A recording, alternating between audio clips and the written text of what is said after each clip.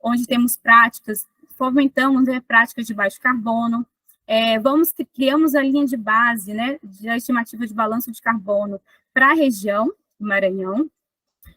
Vamos aumentar nessa estimativa do balanço de carbono para outras fazendas, outras propriedades do Estado. Fazemos recomendações, né, para a implementação e incentivo de práticas agrícolas sustentáveis e de baixo carbono, e foi a criação desse grupo, para a gente debater sobre esses temas de sustentabilidade e agricultura de baixo carbono. Um outro objetivo, né, do projeto é aumentar a participação das mulheres, tanto na cadeia da soja, e também valorizar e apoiar as lideranças femininas na cadeia do babaçu. Então, na soja, a gente está trabalhando na região, na microrregião de Balsas, e do babaçu, a gente está trabalhando em 2 assentamentos na região de Chapadinha. Então, a gente está querendo aumentar a participação feminina nessas 2 cadeias. E um outro braço também desse projeto é a inclusão digital dentro do processo da cadeia de suprimento do babaçu, ou seja, identificar quais são os desafios, os gargalos e as oportunidades para essas mulheres que trabalham nessa cadeia e auxiliar nela com a ferramenta que a gente tem dentro da solidariedade, que é o Extension Solution. E qual é o objetivo, né, do grupo de trabalho, né, desse GT? Então, a gente criou esse GT para a gente discutir sobre esses temas, né, de como a gente fomentar essa agricultura de baixo carbono, como a gente pode fomentar e disseminar temas de sustentabilidade. Além disso, validar alguns dados, né, que a gente está fazendo durante esse projeto, né? Então, validar os tratamentos da unidade demonstrativa de baixo carbono em Balsas, na Fazenda Laruna, onde que a gente tem, validar a linha de base, né, da estimativa do balanço de carbono na produção de soja, ampliar e discutir, né, esses conhecimentos sobre técnicas agrícolas para uma produção mais sustentável, né, alinhada às mudanças climáticas, o engajamento de instituições, de outros profissionais e também dos produtores. Identificar as oportunidades também relacionadas com a agricultura de baixo carbono e sustentabilidade, e verificar, né? Então, a gente tem várias iniciativas, todo mundo falando sobre carbono, falando sobre agricultura de baixo carbono, quais são os trabalhos que existem. Então, tentar sistematizar esses trabalhos e disseminar esse trabalho para todos os autores.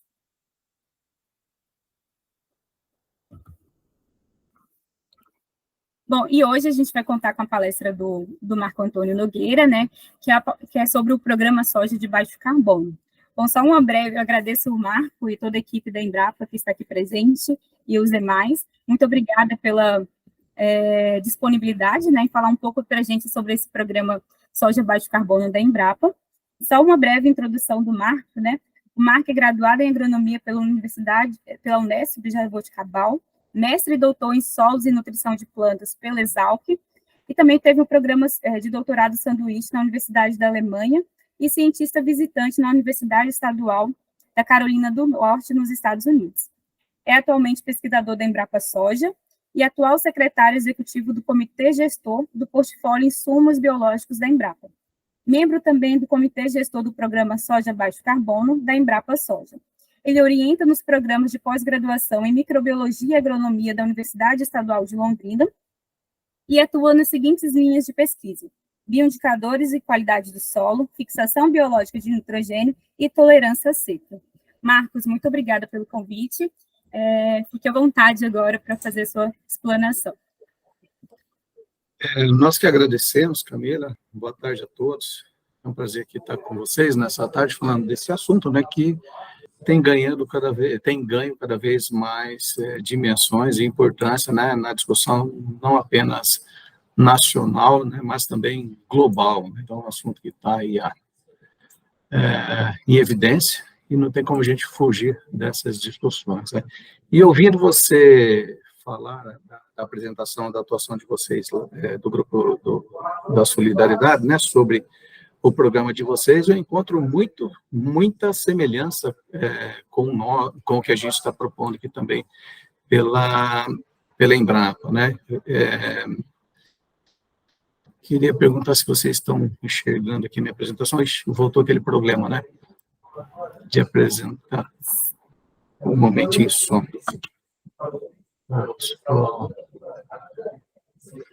Segundo computador somente.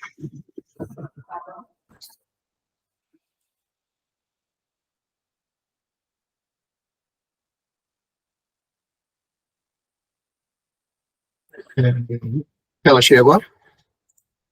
Não, ainda no modo de apresentação. Ainda não. Agora sim. Agora sim. Tá certo. Então, o objetivo aqui é a gente falar um pouquinho desse programa Soja Baixo Carbono. Como eu estava dizendo, eu vi muita semelhança, né, no que você, a Camila, apresentou e o nosso programa também, e óbvio, não dá para ser diferente disso, né, carbono, o objetivo é o mesmo, é agricultura, é soja, né, então a sistematização parece ser muito similar, muito parecida.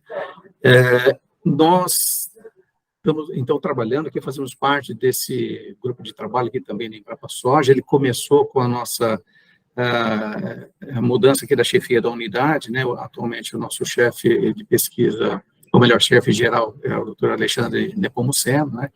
E foi dentre um dos 4 eixos que foram ali defendidos, né?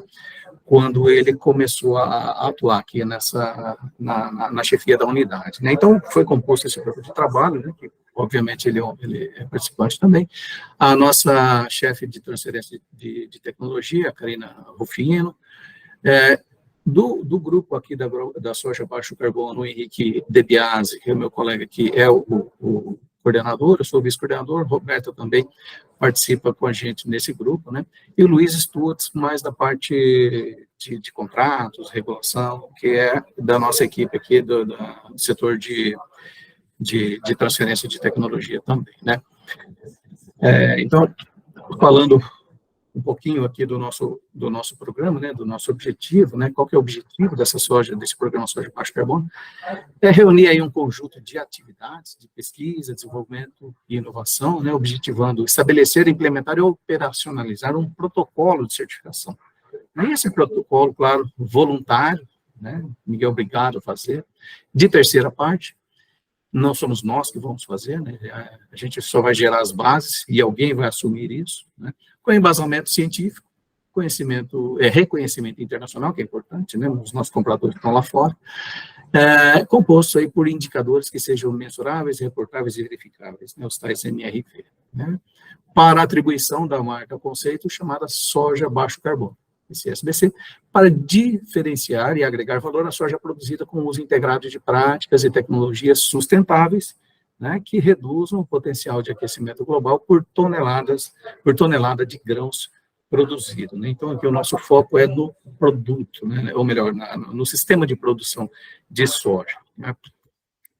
Ele é composto de 2 fases, esse programa. A primeira fase, na qual nós estamos agora, é o desenvolvimento, validação e registro, né, de um protocolo técnico, né? Então, nós estamos na construção desse protocolo, tá? Depois de construir o protocolo, depois de definidas as bases, o que devemos fazer, né, realizaremos aí treinamentos internos, treinamentos externos, tal, com todos os participantes, tá? Nós começamos a trabalhar nisso já em abril de 2021, né? Já estamos completando o ano de trabalho, e a gente espera ter isso em mãos em junho de 2026, já validado, já registrado, pronto para entrar em operação, né, para entrar na segunda fase, né. Então, tudo começou, então, com um grupo de trabalho envolvendo 10 especialistas na área, que trabalham nessas questões dentro da empresa, né, da Embrapa, envolvendo 4 unidades da Embrapa, sendo aqui a Embrapa Soja, a Embrapa Gado de Corte ali em Campo Grande, a Embrapa Trigo no Rio Grande do Sul, e a Agropecuária Oeste ali no Mato Grosso do Sul, né.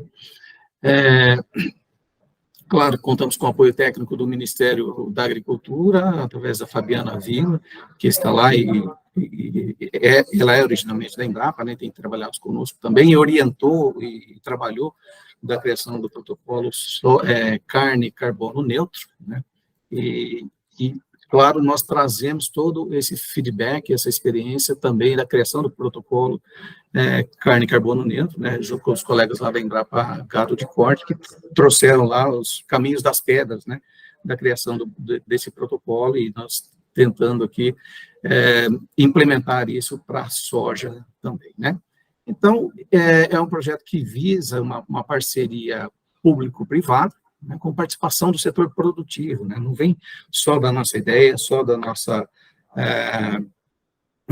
pensamento interno, né, como instituição pública de pesquisa, mas também trazendo a visão do setor produtivo, né, desde o início, a ideia era trazer para a participação toda a expertise, toda a visão de mercado, toda a experiência do setor produtivo também, para nos auxiliar na construção desse protocolo a várias mãos, né. Depois de pronto, estabelecido, de a gente já definir, deixar pronto, né, o que deve ser feito, vai ser a fase, de fato, de operacionalização, né, do protocolo, né, no mercado, num modelo ainda de exploração comercial ainda a ser definido, né, num modelo de negócio ainda a ser definido, para fazer, né, claro que constantemente, e atualização e aperfeiçoamento desse protocolo, né, não vai ser nada escrito em pedra, né, vai ser uma primeira tentativa com versões que podem ser mutáveis de acordo aí com as demandas de mercado, com os parceiros envolvidos, e tudo isso é moldável, né? E, claro, também, para cada etapa que se faça adaptações e envolva novos parceiros, envolvimento também de treinamentos aí para fazer a operacionalização, né, certo?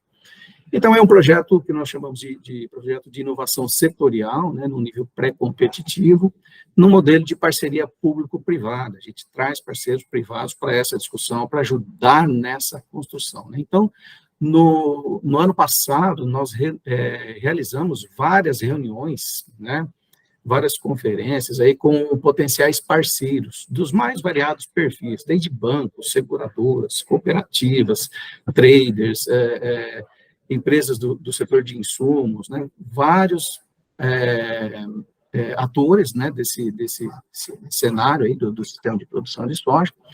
Em setembro, né, nós lançamos aí um edital com os critérios para a seleção dessas empresas apoiadoras. Só para ressaltar que foram, digamos, mais de 20, sei lá, em torno de 30 reuniões com potenciais parceiros, né, para os quais nós apresentamos esse programa. Em setembro, nós lançamos um edital de seleção, e nesse edital de seleção, as empresas candidatas e estabelecer parceria com a gente, né, elas fizeram uma manifestação de interesse, e nessa manifestação de interesse, nessa inscrição, né, a seleção, elas descreveram um memorial, né, a respeito da afinidade das ações deles já em andamento ou intenções, né, em relação ao nosso protocolo, né? Então, houve mais de 7 empresas potenciais apoiadoras inscritas, e com base nessa manifestação de interesse e no memorial, nós selecionamos 7, né? E essas 7 empresas, né, que deveriam trazer aí insights de mercado, visão de futuro, né, desenvolver ensaios, se comprometer a desenvolver ensaios piloto e escalar depois o protocolo, né, depois de pronto, né, esse era o perfil aí desejado dessas empresas. E depois de toda essa avaliação, as 7 empresas selecionadas, que aí em ordem alfabética, né, que são parceiras desse projeto, tá, a Bayer, né, o nosso colega da Bayer está aqui, né, participando dessa reunião, também a Bung, a Cargill, as cooperativas Coamo, Cocamar, o grupo GDM e a UPL, né? Então, nós temos aqui uma visão com isso, né, com essas 7 empresas apoiadoras, uma visão bastante ampla, né, da cadeia, né, de produção de soja, desde os produtores, as que comercializam insumos, as que comercializam o produto, as que assessoram os produtores, né? Temos aqui, então, uma variedade, né, de atores envolvidos nesse cenário, dando as suas opiniões na construção deste protocolo. Então, estabelecemos aí um modelo de governança baseado em reuniões semestrais, né, reuniões temáticas para alguns assuntos específicos, para acompanhamento do projeto, muitas vezes articulações com especialistas das empresas apoiadoras. A gente, às vezes, surge alguma demanda, uma dúvida, né, ou alguma ideia, e a gente também recorre ao corpo técnico interno, mas também ao corpo técnico externo, né, se isso é factível, se isso é execuível, se isso é viável, né, com relação aos passos, né, e ao estabelecimento aí da construção do protocolo, né. Desculpe aí pela complexidade, né, mas se olhar com mais atenção, é bem simples, né? Esse é um organograma aqui de como está sendo, né, o estabelecimento do programa, né? Ele começou com a definição de uma marca conceito e seu escopo. Isso a gente já fez uma nota técnica, um comunicado técnico publicado em português e inglês, né, comunicando a nossa intenção, o que pretende ser feito.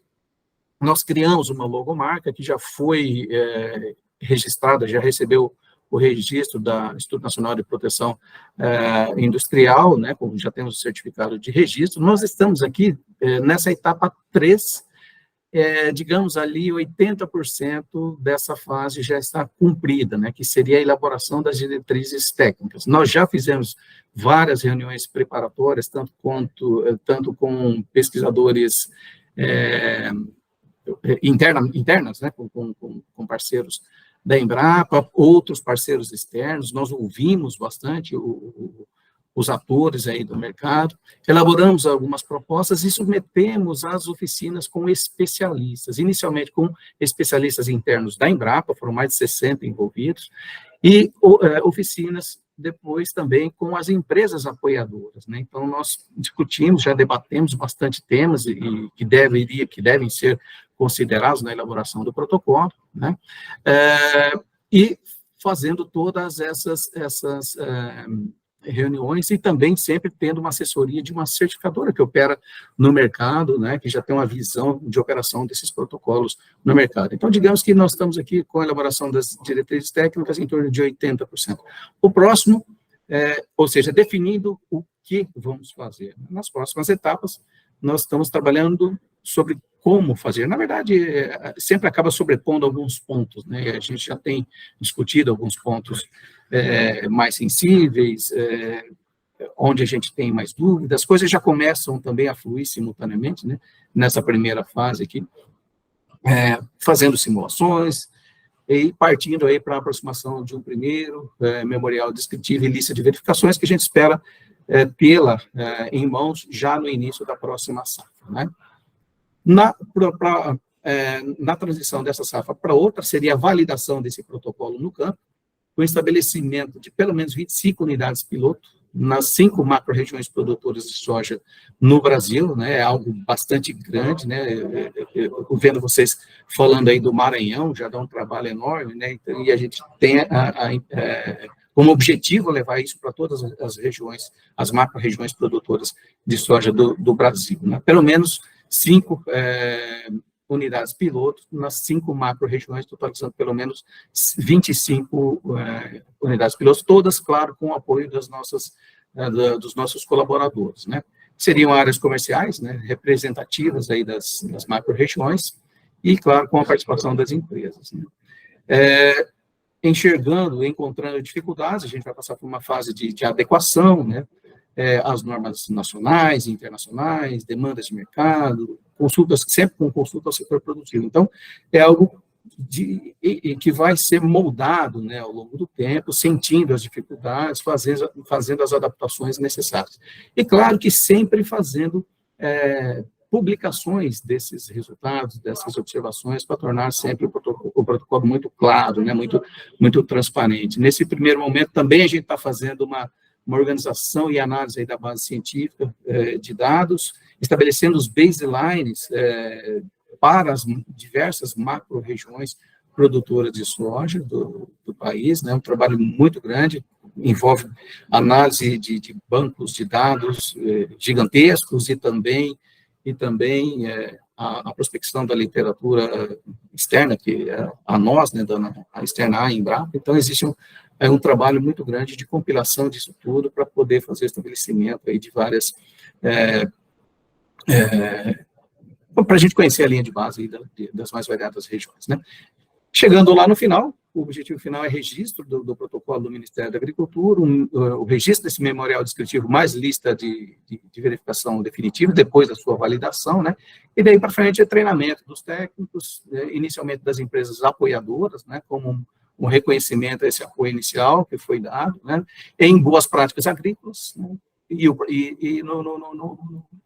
no protocolo de certificação, de pelo menos aí um treinamento para grupos de até 45 participantes. Então, esse aqui seria preparar o pessoal para operar o protocolo no campo, né?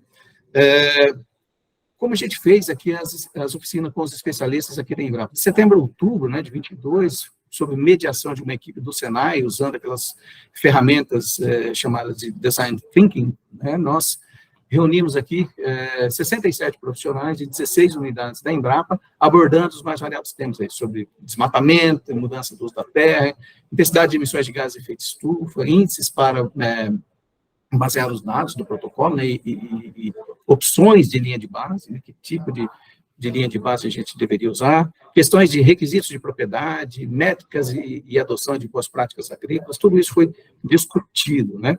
E isso internamente, né, com esses 67 profissionais da Embrapa. Posteriormente, em fevereiro e março, a gente fez essas oficinas com as empresas apoiadoras, com os técnicos indicados das empresas apoiadoras, para também passar por eles essa discussão, né, mas com essa visão mais próxima de execuibilidade, de realidade de campo, de condições de execução desses protocolos, né? O escopo em si do protocolo, pessoal, seria estabelecer, então, essa marca, conceito chamada soja baixo carbono, que se refere, né, à soja provida de sistemas de produção em sistema plantio direto, com redução da intensidade de emissão de gases de efeito estufa e, consequentemente, mais eficientes e sustentáveis, tanto no aspecto ambiental quanto econômico e social, né? O conceito não é novo, não é nenhuma novidade, né? Vem já de conceito já internacionalmente aceito, como é o potencial líquido de aquecimento global, né? O PAG, né? Que também já foi trabalhado e modificado e proposto pelo colega Cimélio Bayer, lá da Federal do Rio Grande do Sul, em 2 publicações dele, que estabelece o índice de emissões de gases de efeito estufa, que é a relação entre o potencial de aquecimento global e a produtividade da cultura. E isso acaba expressando ali a quantidade de CO2 equivalentes por tonelada do grão produzido, né?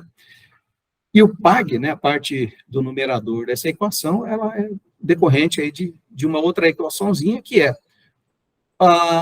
o CO2 equivalente emitido pelos insumos no sistema de produção e o delta CO2, né, do solo, né, que seria o CO2 emitido menos o CO2 fixado, né? Parece ser muito simples, né, quando a gente olha essa equaçãozinha, mas quando a gente para analisar passo a passo, etapa a etapa, e como fazer, aí é que a coisa pega, né? Assim, surgem muitas dúvidas, a gente se baseia, claro, consultando já muito do que do que existe, né, em termos de estimativa de emissões, como o IPCC, vários outros protocolos existentes por aí, mas existem ali várias particularidades que a gente precisa definir melhor, estabelecer melhor, polir melhor. A gente encontra muitas índices genéricos, né, que muitas vezes acaba não dando uma boa precisão aí no que a gente quer medir, no que a gente quer propor, né. Aqui está o certificado da marca, né, já registrado no Instituto Nacional de Propriedade Industrial, né. Então, o que a gente pretende chegar, né? Com base, conhecendo as referências regionais, que são os baselines, e usando boas práticas do sistema de produção, como manejo conservacionista do solo, redução racional de fertilizantes, redução racional de agrotóxicos, aumento da produtividade, redução de perdas, né? Ou seja, aumentar a eficiência do sistema de produção, né? E esse baseline, a gente já tem ele relativamente bem estabelecido, né, com base em vários trabalhos já realizados aqui pela Embrapa Soja, né, um deles é do projeto chamado Prospexoy, que já fez esse levantamento, né, nas várias regiões produtoras do Brasil, e nós já temos um baseline, já temos um levantamento de um banco de dados, né, que nos mostram quais são as emissões modais dessas regiões, né, os baselines, né. Então, nós já temos esse levantamento com base numa base robusta de dados, né, e também os dados da reunião de pesquisa de soja, que a gente realiza a cada 2 anos, né, na Embrapa, vários resultados de pesquisa já têm sido ali compilados, né, então a gente tem um levantamento a respeito disso, né, então, melhorando esses índices, né, esses delta, né, através das boas práticas, nós vamos contabilizar, né, um delta IGE entre o baseline e o sistema candidato, né? Ou seja, a integração de boas práticas agrícolas no sistema de produção como um todo, como, por exemplo, a adoção plena do sistema plantio direto, a integração lavoura-pecuária-floresta, a adoção plena da fixação biológica do nitrogênio e outros bioinsumos, manejo integrado de pragas, de doenças, manejo integrado de plantas daninhas, cultivares com maior potencial produtivo e tolerância a estresse, ou seja, subir a régua, né, do sistema de produção, obtendo ali um mecanismo de mensuração e evidenciação dessas boas práticas que possam ser contabilizadas, né, no cálculo do delta IEGE. Né? Quais seriam as características e diferenciais? Né?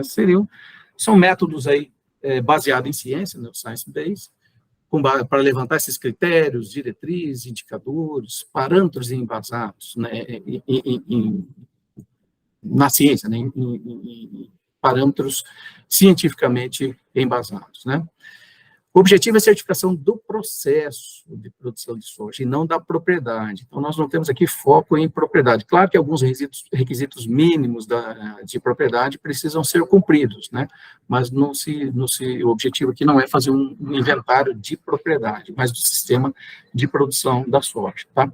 E, claro, que pode vir a compor iniciativas de certificação de propriedade, né? Então, o protocolo ele pode ser parte de um processo de certificação de propriedade.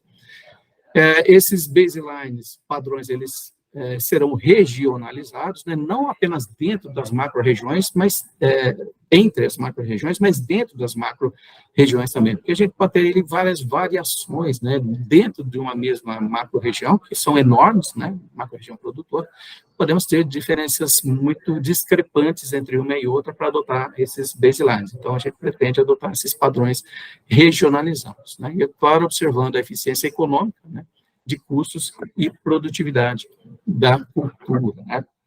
Essa contabilização será, então, focada nas etapas de produção.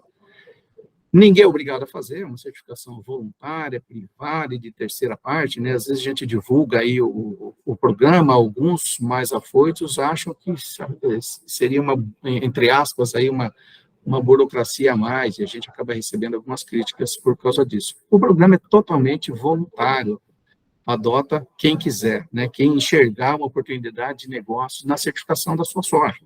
Pronto, né? Ninguém é obrigado a fazer. O processo é mensurável, reportável e verificável, e com atualizações, né? Porque o conhecimento científico e técnico-científico, ele vai mudando ao longo do tempo, né? Então, não é nada, como a gente diz aqui, escrito em pedra, de acordo com as discussões do grupo gestor, dos parceiros envolvidos, e se fizer sentido, né, para o reconhecimento do selo no mercado, ele é passível de atualizações, né? Então, mas a gente tem que, então, criar ali um balizamento, né, nessa criação desses métodos, né. Aqui só um exemplo, né, uma brincadeira, entre aspas, aí, de uma simulação que a gente fez com relação à caracterização dos sistemas de produção típicos, né, os basais aqui em vários estados brasileiros, né, usando aqui estimativas preliminares, por exemplo, a Renova Calc, na versão 8, sem considerar a mudança de uso da terra e a produtividade média dos últimos 5 safras, né, nós temos uma média de Brasil em torno de 300 quilos de CO2 equivalente por tonelada de soja produzida, isso no basal, né. Então, essa é a intensidade aí das emissões de gás de efeito estufa em sistemas de produção típicos em 11 estados brasileiros, tá certo? Então, se a gente fizer uma divisão aí de onde vêm essas emissões, né, a gente vê lá 8% em torno disso vem das sementes, quase 20% de corretivos, nitrogênio, fertilizante usado no sistema, Veja que a gente tem um potencial grande aqui de reduzir, só eliminando nitrogênio fertilizante, fósforo e potássio, aumentando a eficiência de uso, combustíveis 11,1%, agrotóxicos 9%, nitrogênio proveniente dos resíduos 22%, né, dos resíduos restos culturais ali, das emissões provenientes dele, né. Se a gente considerar uma condição extrema, pessoal, isso aqui, a barra da esquerda, né, é uma suposição, né, uma condição hipotética, que se a gente usasse nitrogênio mineral para produzir soja, se não tivéssemos a fixação biológica do nitrogênio, se a gente usasse apenas preparo convencional, se a gente usasse cultivares com baixo potencial produtivo, né, nós teríamos aí uma emissão da ordem de 1.750 quilos de CO2 equivalente por tonelada de grãos. O sistema típico, hoje em dia, ele está emitindo aí em torno de 300 quilos por tonelada de grãos produtivos. Isso na média aí dos mais variados estados. Porque nós usamos fixação biológica do nitrogênio, nós usamos sistema plantio direto, nós usamos cultivares com maior potencial produtivo, além de outros avanços tecnológicos aí no sistema de produção de soja, né? E se a gente contabilizar esse valor teórico das emissões para o que a gente tem visto nos dias atuais, 92,2% disso é atenuado pela fixação biológica do nitrogênio, 7,8%, né, para os outros componentes aí do sistema de produção, entre as sementes, né, sistema plantio direto, bem manejado, bem feito, e outras fontes. Tá? Isso é só, claro, uma simulação, né, para a gente começar a entender melhor como isso funciona, né? Partindo lá do sistema típico, né, na barra amarela, né, dos baselines, se a gente já eliminar o nitrogênio no sistema de produção de soja, existe aí um uso médio de nitrogênio da ordem de 8 quilos por hectare ano, né, às vezes intencional, às vezes não intencional, porque muitas vezes esse nitrogênio vem da fonte de fósforo usado, já dá para reduzir aí um pouco de 298 para 263. Se a gente aumentar a eficiência de uso de fertilizantes por meio de boas práticas de adubação, bioinsumos que aumentam a eficiência de uso dos fertilizantes, isso já dá para reduzir um pouco mais também. Adotando manejo integrado de pragas, de doenças, de plantas daninhas, mais um pouco, né? Usando materiais mais produtivos, sistemas de produção que resultem em produtividades maiores, dá para reduzir ainda mais, né? Então, isso é claro, uma simulação, um cálculo inicial aí das estimativas dos impactos dessas boas práticas, né, sobre a intensidade das emissões dos gases de efeito estufa, né? Então, sem usar nitrogênio dá para reduzir quase 12%, aumentando a eficiência de uso de fertilizantes 5%, manejo integrado de pragas, doenças, plantas daninhas mais 3%, e cultivares mais produtivas, aumentando, ou melhor, diminuindo essas emissões aí da ordem de 8%. Então, seria uma integração de todas essas boas práticas, né, melhorando e ajustando o sistema de produção, já dá para ter uma redução aí da ordem de 28% das intensidades de emissões. E isso ainda sem falar da questão dos estoques de carbono no solo, né, nas camadas 0,20, 20 e 40. Então, podemos também introduzir esse componente aí na questão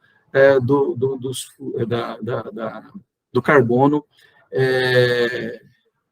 sequestrado, né, por assim dizer, no solo. Né? E para a gente sequestrar carbono, nós precisamos ter aí um manejo adequado do solo, né? Usar condições para que a gente consiga fazer ali esse sequestro, né? Agora, nós temos, claro, uma adoção bastante intensa no nosso sistema de produção de grãos do sistema plantio direto, mas nós temos diferentes níveis de adoção. Nós temos, desde o sistema de fato plantio direto, que é a adoção plena de todas as premissas do sistema plantio direto, até uma condição que simplesmente se faz a semeadura direta como uma semeadora de fazer o plantio direto, né? E não se adotam todas as práticas e todas as premissas, né, que é mínimo revolvimento, diversificação de culturas, cobertura permanente e elevado aporte de palha nas raízes. A gente estima que de todas as áreas sobre plantio direto no Brasil, em torno de 10% disso seja, de fato, sistema plantio direto, né? Nos demais, nós temos ali sucessão de culturas, baixa cobertura, preparo de solo frequente, a famosa gradinha a cada 2, 3 anos, que zera o sistema novamente e joga um monte de CO2 novamente na atmosfera, né? e aporte insuficiente de palhas e raízes para promover, de fato, um aprisionamento de carbono no solo. E, além disso, também tem a qualidade desses resíduos, né? Então, nós temos que ter matéria-prima para formar carbono que seja estocável, né, sequestrado no solo. Não é qualquer resíduo orgânico que gera carbono estável no solo também, né? O objetivo é tirar aí esse carbono da atmosfera e colocar esse carbono no solo, de fato, em sistemas que consigam ser mais eficientes em melhorar ainda mais esse delta, né, do que é emitido e do que está entrando no solo, tá? Aqui alguns exemplos em áreas já de longa duração aqui na Embrapa Soja, comparando o sistema plantio direto com o sistema de plantio convencional, né, dos estoques de carbono no solo, aqui, em diferentes camadas, né, no sistema plantio direto há 20 anos, né. Mensurando essa quantidade de carbono estocada no solo, nós temos uma diferença entre sistema plantio direto ao longo desses 20 anos e plantio convencional de 16 toneladas por hectare de carbono estocados no solo, né, numa taxa que dá aí de 800 quilos por hectare por ano de carbono. Isso dá quase 3 toneladas por hectare ano de CO2 equivalente, né? Nesses 20 anos, ele é equivalente aí a 58 toneladas de CO2 por hectare, ou equivalente à queima de 20 mil litros de diesel, né, para trazer um número mais palpável para o pessoal, né? Só que nós temos alguns desafios, né? Por exemplo, não é simples a gente quantificar os estoques de carbono no solo, não é fácil, né? E, além disso, temos um problema sério de variabilidade, né? Numa mesma fazenda, numa mesma área, nós temos ali estoques bastante variados, né, como a gente pode ver nessa imagem aqui, né? Como equacionar isso? Como trabalhar, né? Então, nesses nuances, né, nessas questões que a gente pretende trabalhar e chegar num consenso de trazer o que acaba sendo mais praticável, mais viável, né? Medir estoque de carbono, como eu disse, não é algo trivial, não é algo tão simples, né? Envolve métodos trabalhosos e, às vezes, acabam sendo impraticáveis no sistema de produção. Então, tudo isso a gente está discutindo, trabalhando e tentando chegar no que seja mais aceitável, né? Que seja mais possível. Outras tecnologias, como a fixação biológica do nitrogênio, né? Na safra 20 e 21, por exemplo, em 38,5 milhões de hectares, numa produtividade média de 3.500 quilos por hectare, o produtor brasileiro deixou de gastar quase 18 bilhões de dólares, né? E deixou de emitir 205 milhões de toneladas de CO2 equivalente. Como é que a gente contabiliza isso? Como é que a gente computa isso, né? Então, são alguns desafios, né, que a gente tem pela frente, né, para mostrar, né, e quantificar isso e reportar, né, de uma maneira que seja mensurável, reportável e verificável, né. Manejo integrado de pragas e doenças, né, outra questão também, aqui no Paraná nós temos um programa integrado chamado Mix Soja, né, que ao longo de 7 anos agrícolas, já aqui no estado, em parceria com a IDR Paraná, aqui, mostrando que o número de aplicações de inseticidas, né, quando seguiu o manejo integrado de pragas, caiu para 2 aplicações, ao passo que o tradicional feito no estado foram 4 aplicações, né.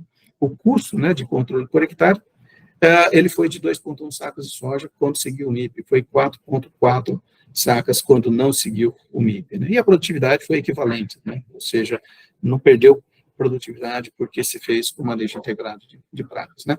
Então, nós temos, claro, vários grandes desafios, e entre eles é a aceitação desse protocolo. Não adianta nada a gente fazer algo que seja da nossa cabeça, bonitinho, bem estruturado, bem feito, mas que não seja aceito para o nosso cliente final, né? Que é o comprador de soja lá na Europa, lá na Ásia, seja lá onde for, que estiver exigindo, né, esses menores índices de emissões, né? Então, esse balanço de carbono ele tem que ser mensurado, aplicável em escala de campo, custo compatível com os benefícios, não adianta a gente fazer algo que seja maravilhoso em termos de entregar resultado, mas que não seja economicamente viável, né? Então, a gente tem que equacionar tudo isso. E os dados têm que ser auditáveis, né? Alguém tem que verificar, tem que reportar isso, né? A gente tem que evidenciar tudo isso, né?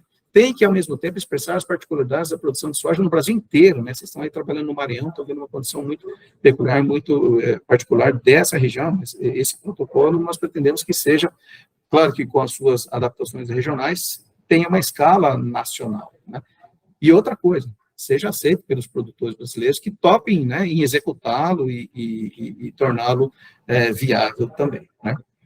Ele é feito, claro, já falando aqui desde o do início, né, ele é feito com uma base científica, né, as discussões são puramente científicas, a gente só tem trabalhado com dados cientificamente validados, comprovados, é uma discussão multissetorial, a gente envolve o setor da pesquisa, da extensão, o setor privado, as empresas, nos mais variados ramos da cadeia, né, de ampla divulgação, protocolo aberto, né, a gente, a cada etapa, vem publicando e o que a gente está fazendo, o que está sendo feito, para poder deixar isso claro para o mercado, né, fazendo um benchmarking com as normas internacionais e outros protocolos.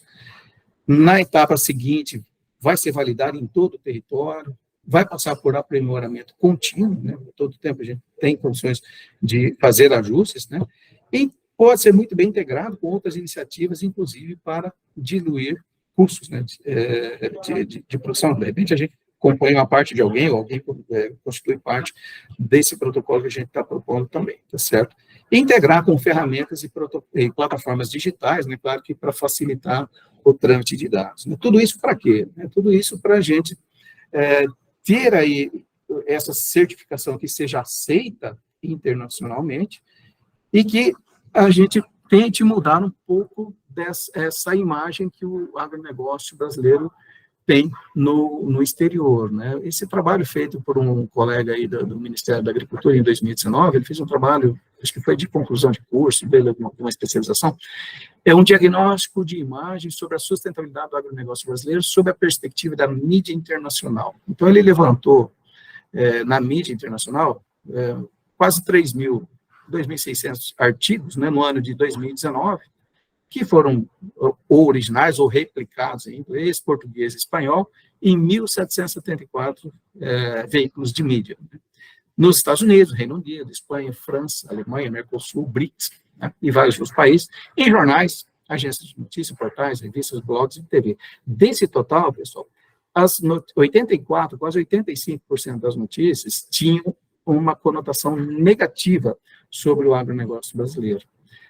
12% disso eram neutras, em linguagens neutras, e apenas 2,7% eram reportagens positivas a respeito, né, do nosso agronegócio. Né? Então, a gente tem aí a missão, né, de mostrar para o mundo que o nosso sistema de produção é sustentável. Sim, a gente tem problema, claro, não adianta jogar para baixo do tapete, mas a grande maioria faz direito, faz bem e quer fazer bem, né?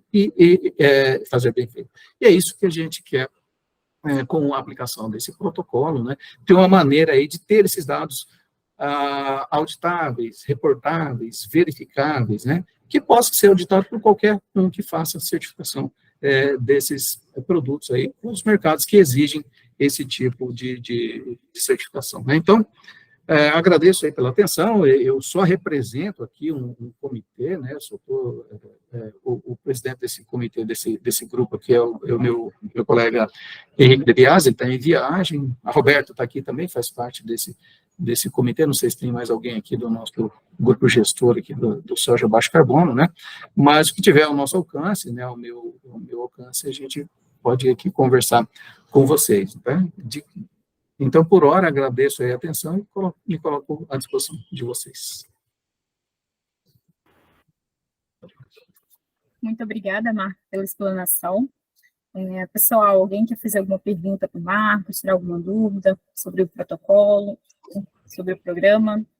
O protocolo em si não está pronto, né? Sobre o programa, desculpa. Olá, boa tarde, tudo bom? Rômulo.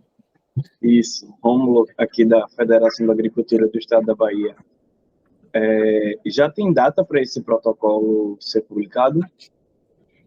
Sim, nós estamos aí com um cronograma de execução, né? Então, logo a gente tem a primeira versão desse protocolo, a gente pretende já fazer a publicação dele e E claro, né, inicialmente nós vamos fazer a sua validação, né? Não adianta a gente colocar algo aqui que não esteja validado ainda. Então, depois que passar pela validação e tudo mais, ele vai ser registrado e publicado, e todos terão acesso, né, do que está sendo proposto. Entendi. Ele vai Mas funcionar como... em 2026, em 2026 ele já tem em plena operacionalização. Daqui a 2023 vai estar lançado, em 2026 ele vai estar funcionando, é isso? Isso, 2023 ele está trabalhando, ajustando, validando, e em 2026 ele vai estar em plena operação. Entendi. E ele vai funcionar como o Soja Carbono Zero, o Carne Carbono Zero, que foi a parceria de vocês com a Halal? Então, a Carne Carbono Neutro, né, é uma iniciativa que foi licenciada com exclusividade para uma empresa apenas. E nesse caso da soja baixo carbono, não, vai ser licenciado a quem quiser usar o protocolo, né? Então, nós não vamos fechar com uma exclusividade, né, para quem deseja operar o protocolo. Então, quem tiver intenção e necessidade de aplicar o protocolo, ele vai ser um protocolo aberto, claro que ele vai depender da operacionalização de uma certificadora, né, que faça a verificação da aplicação do protocolo. Não, eu perguntei justamente por isso, porque nós tivemos interesse em aprofundar e buscar o processo de certificação da carne neutra aqui na Bahia, e a gente acabou não tendo resposta positiva. Entendi. Nesse caso, o diferencial do nosso protocolo, ele não vai ter exclusividade para uma empresa. Ele vai ser aberto. Ok, obrigado. Obrigada, Roma. Jocélia? Bem, eu sou a Jocélia Vargas, da empresa Bambu Carbon Free, aqui de Sinop, no Mato Grosso. Né, estamos ao lado do maior produtor de soja do mundo aqui, então, professor Marcos, aí, obrigado pela sua palestra, foi muito informativa, de grande importância, e eu só queria saber o seguinte, o governo está lançando o InCarbono, o site que vai fazer o registro de aporte de várias metodologias, e se a Embrapa já está procurando certificar junto com eles esse protocolo. A gente tem feito, sim, paralelos com vários certificados ou melhor, com diferentes protocolos de certificação, né, traçando os paralelos e tentando extrair o melhor e o mais prático de cada um deles. Então, a gente pretende, assim, fazer uma seleção de indicadores que sejam mais fáceis, mais simples, mais confiáveis, né, e pretende ser compilados num documento final e que a gente possa validá-los e aplicá-los nas condições reais de produção, né. Então, todos os protocolos que estão aí, pelo menos os mais conhecidos, né, nós temos procurado entendê-los, né, e de que maneira nós podemos também usar as informações desses protocolos para criar esse protocolo customizado, né, para o sistema de produção de soja. Tá ótimo. Obrigada, professor. Obrigada. Adriano, por favor. Vamos lá, Marco, obrigado pela apresentação aí. A proposta é muito bacana, né? À toa que a gente está parceiro dessa iniciativa, né? E acho que a gente começa a abrir uma série de oportunidades aí com esse olhar crítico de diferentes atores, então acho que é muito positivo. Aproveito aqui para aprofundar um pouquinho o conhecimento aqui no tema. Eu queria entender sobre linha de base, qual que seria, eu entendi que a proposta vai numa linha de regionalizar essa linha de base, né, mas entendo também que algumas regiões já vão ter uma linha de base muito boa, né, então, como que vocês pretendem atribuir o soja de baixo carbono? Só vai ser baixo se for abaixo dessa linha de base regional, ou vocês imaginam uma linha de base nacional, ou até um comparativo internacional? Como que eu vou poder atribuir se ele é baixo ou se ele é alto, né? Essa referência, como que vocês estão pensando?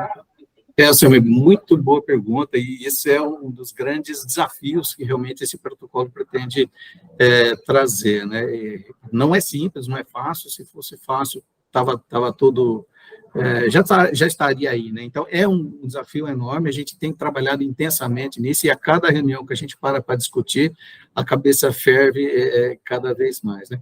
A intenção é começar com uma versão base, uma versão, digamos,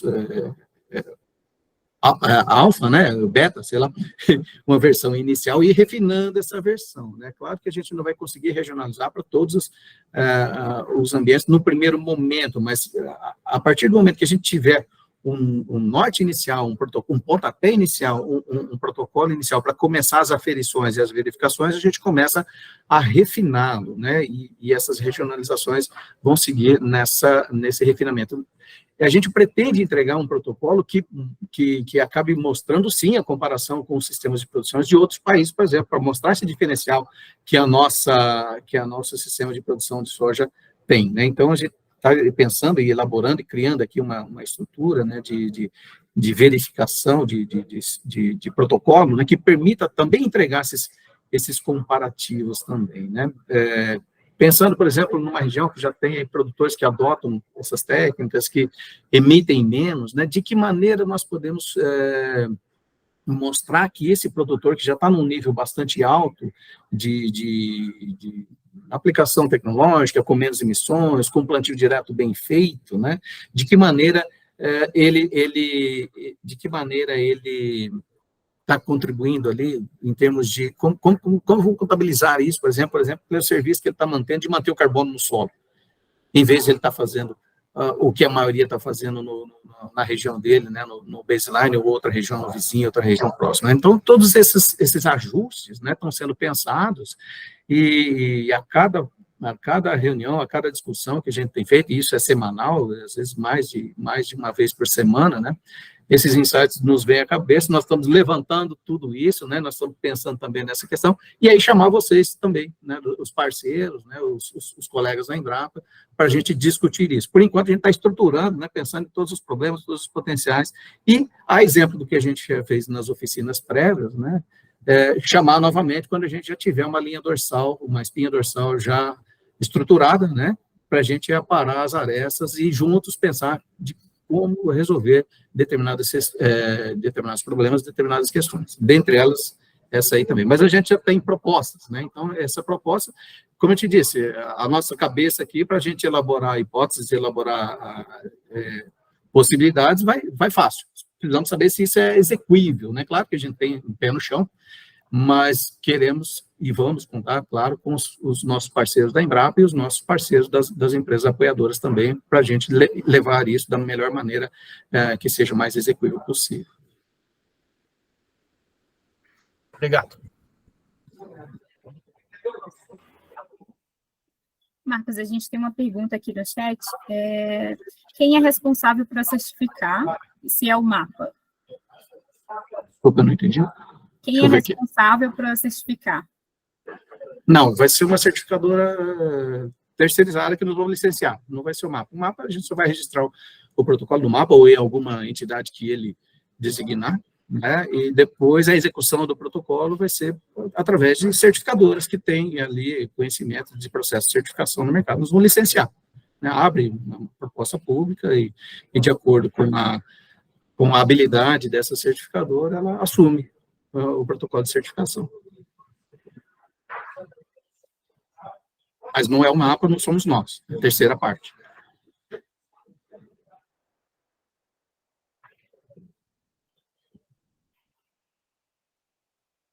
Obrigada. Mais alguém?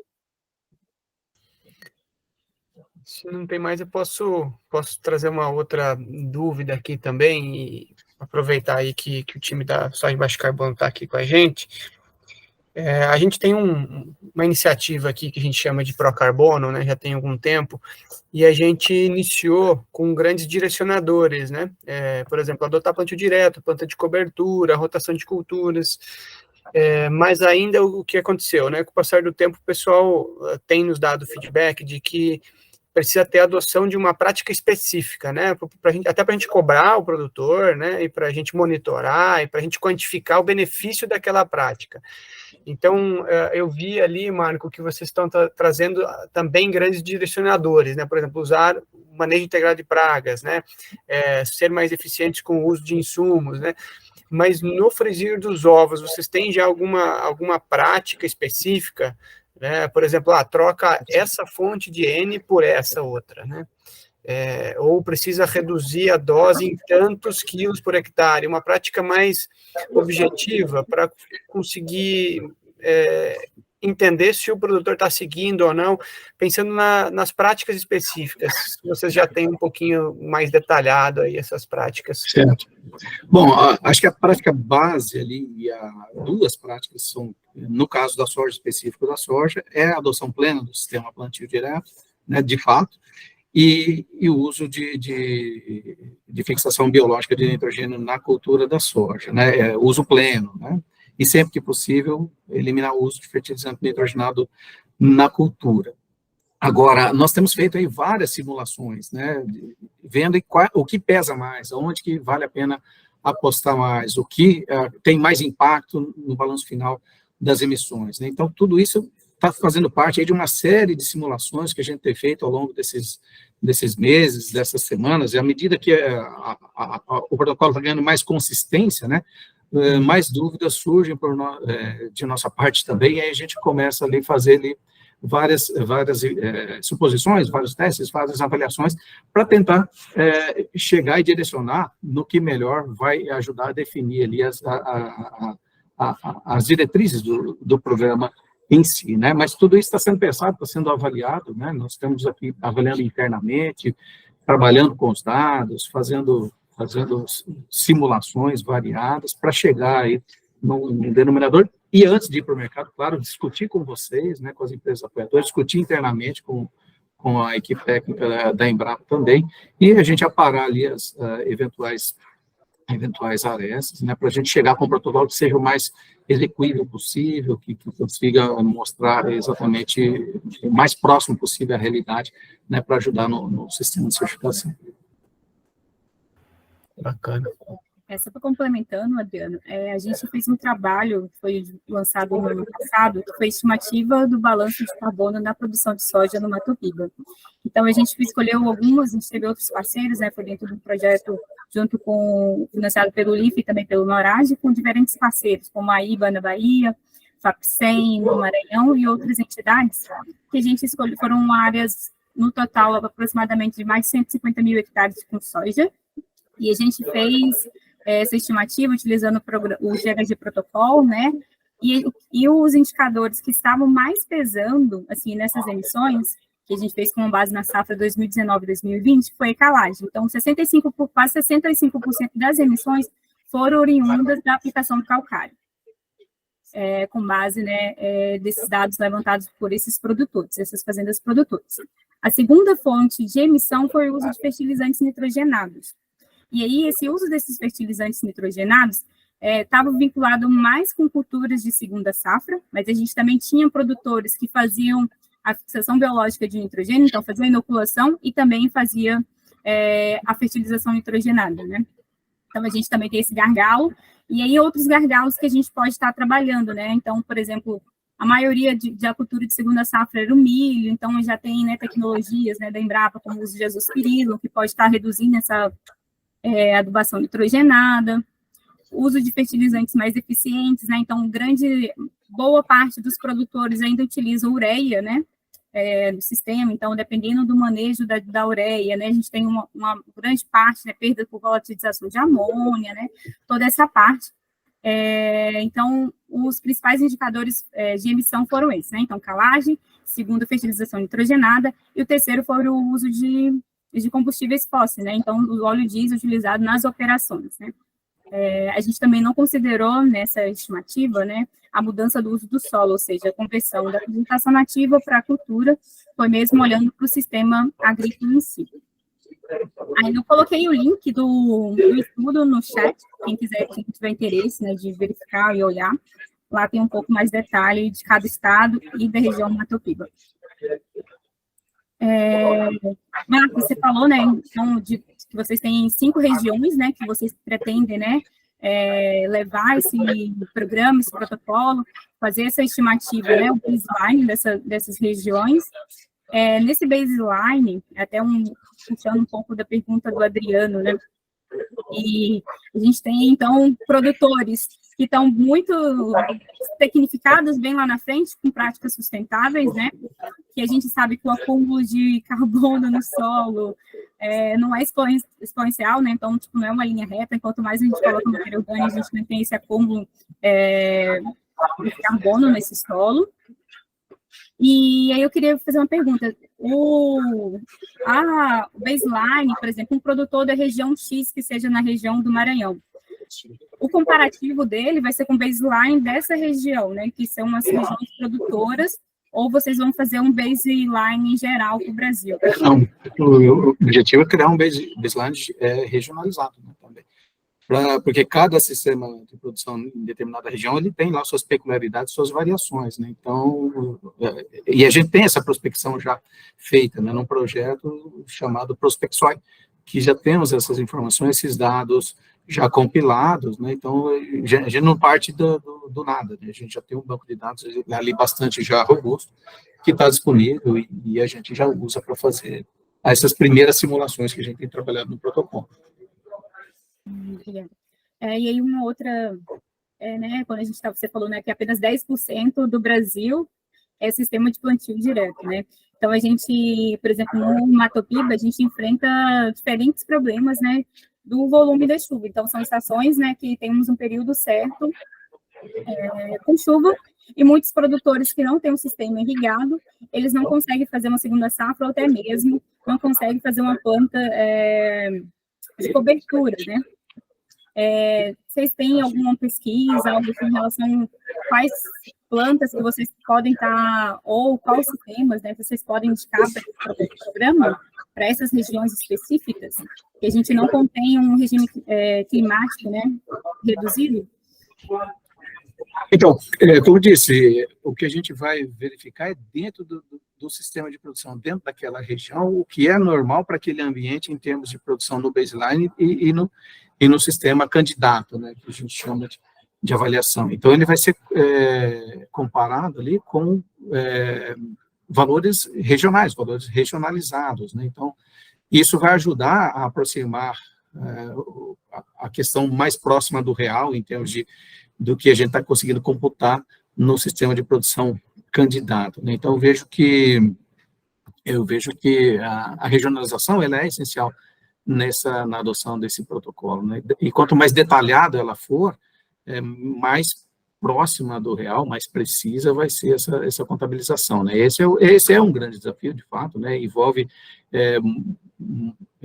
quantidades enormes de dados, né? Necessidade de simulações, e é isso que a gente tem trabalhado nesse primeiro momento, né? Enxergar como que isso ele se operacionaliza e que seja aceito, né? Propor algo de avaliação que o cara lá fora que está comprando fala, pô, realmente esses dados aí são robustos, são confiáveis e dá para acreditar aí nessa certificação.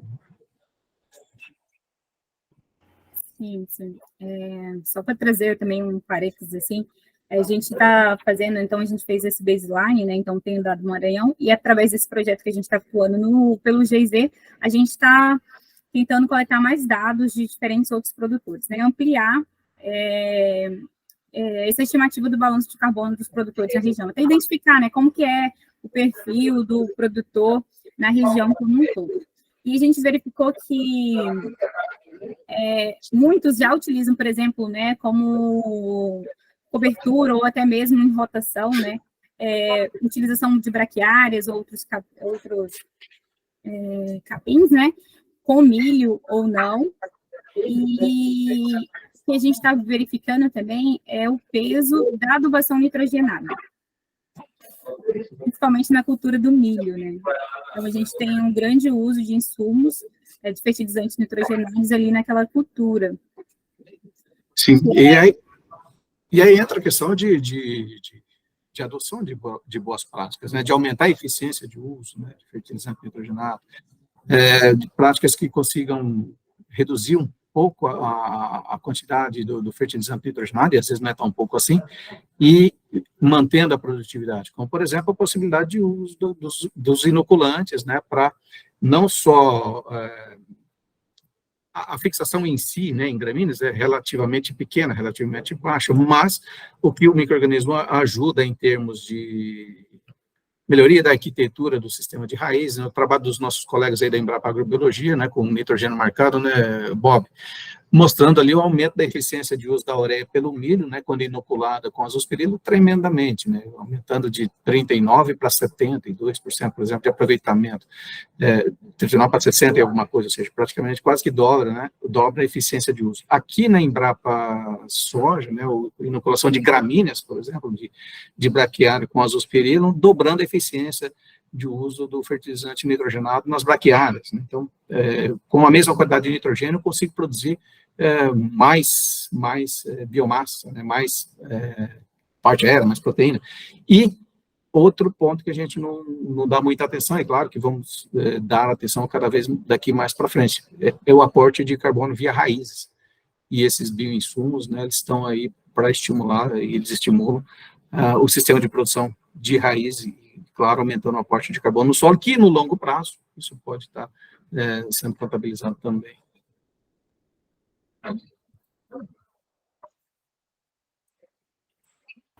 Sim, é muito importante. Aí, então, vocês também vão fazer, né, o monitoramento, né, a coleta do basal e depois de um tempo, coleta do solo para verificar qual foi esse incremento de carbono no solo?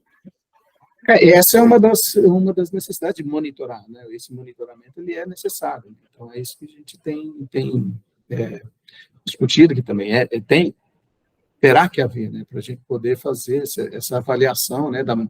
Da manutenção, da diminuição, do aumento, né? Para a gente conhecer as tendências ali do carbono no solo. Os detalhes do protocolo, a gente, claro, não adianta falar aqui que a gente está em elaboração ainda, tudo que eu disser aqui pode mudar amanhã, então são ajustes que a gente está fazendo, a gente está estudando, está simulando, né, para chegar aí a algo que seja mais palpável, né, mas detalhes, às vezes a gente acaba que aqui não faz muito sentido eu apresentar para vocês agora, porque pode ser que amanhã ou depois a gente chegue à conclusão e fala, pô, isso aqui não adianta e vamos partir para outro, né? Outro ajuste no protocolo. Obrigada. Juliane? Boa tarde, tudo bem? Uma pergunta, o protocolo, ele prevê situações, como que vai ser abordado quando acontecer situações extremas, né? Por exemplo, falou da calagem, né? O produtor não faz aplicação ali de calcário todo ano, mas no ano específico ele vai ter que fazer, né? Fazer essa correção. Ou, de repente, a gente está vendo aí um aumento também por questões de clima, queimadas na lavoura mesmo, né? Isso aí acaba prejudicando toda a palhada. Como é que o protocolo prevê isso? Corre o risco do produtor perder essa certificação por esses eventos extremos? Eu estou rindo aqui porque é justamente o que a gente estava discutindo aí essas semanas aí atrás. Pô, preciso fazer uma calagem, eu vou ter uma emissão enorme ali naquele ano, né? E aí, de repente, escapa um fogo. Como é que a gente vai lidar com isso? Mesmo que seja acidental, né? Então, a gente está pensando nessas situações também, nós estamos propondo algumas possibilidades, né, de verificação da ocorrência desses eventos. A calagem é relativamente simples de fazer, porque a gente pode diluir ao longo do tempo de uso desse corretivo, né, na janela, que ele vai ser aproveitado ali no sistema de produção. Mas, pô, escapou um fogo, né, queimou a palhada toda do plantio direto. Como é que essa questão vai ser equalizada, né? Então, esses pontos, claro, estão sendo pensados também, a gente tem discutido aqui internamente e aflige os nossos corações também, viu, Juliana? E não é muito simples de equacionar isso, mas a gente vai fazer uma proposta, né, e os parceiros aí concordando, e sendo isso execuível e aceitável, né, a gente segue adiante. Mas estamos aqui para pensar nisso mesmo, né, essas situações.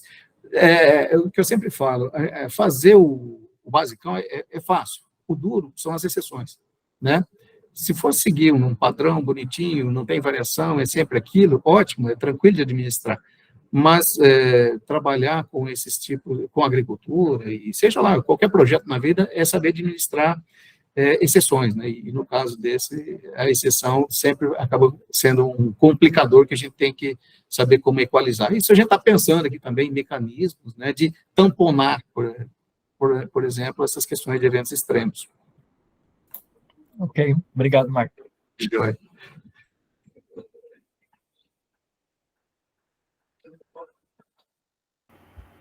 Mais alguma dúvida?